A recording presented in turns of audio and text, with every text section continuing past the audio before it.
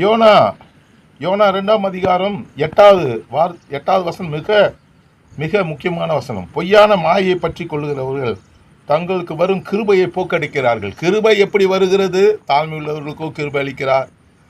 தேவன் கிருபையை தருகிறார். கிருபை கிருபை கிருபை கிருபை. கர்த்தருக்கு காத்திருக்கிறவர்களுக்கு கிருபை கிடைக்கிறது. கிருபை எப்படி கிடைக்கிறது என்பது ஒருபுறம் இருந்தாலும், அந்த கிருபையை நாம் எப்படி லீக் பண்ணி விடுகிறோம், எப்படி அதை வேஸ்ட் பண்ணி விடுகிறோம், அதை குறித்து சொல்லப்பட்டிருக்கிறது. கிருபை, அந்த கிருபையை மாயை பற்றி கொண்டிருந்தால், மாயையான காரியங்கள், வாழ்க்கை மாயமாக இருக்கக்கூடாது. மாயமான சில கொள்கைகள் உங்களுக்கு இருக்கக்கூடாது. நான் சிறிய வயதில் சினிமா ஷூட்டிங் எடுக்கிற இடத்தில் இருந்தேன்.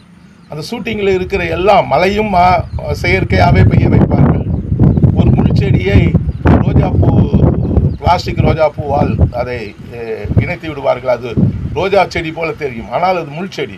எல்லாமே ஒரு மாயை, ஒரு தோற்றத்தை அளிக்கிறது, அவ்வளோதான்.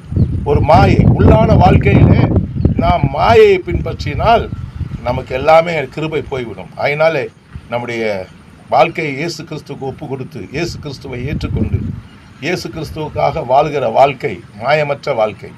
அந்த மாயமற்ற வாழ்க்கையிலே நீங்கள் வாழும்போது தேவன் உங்களுக்கு கிருபை தருகிறார்.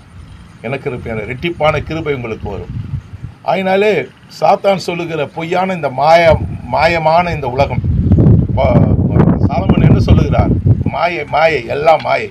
பிரசங்கியிலே அவர் சொல்லுகிற கருத்து அதுதான். மாயை எல்லாத்தையும் அவர் அனுபவித்து விட்டு சொல்லுகிறார், எல்லாமே மாயை.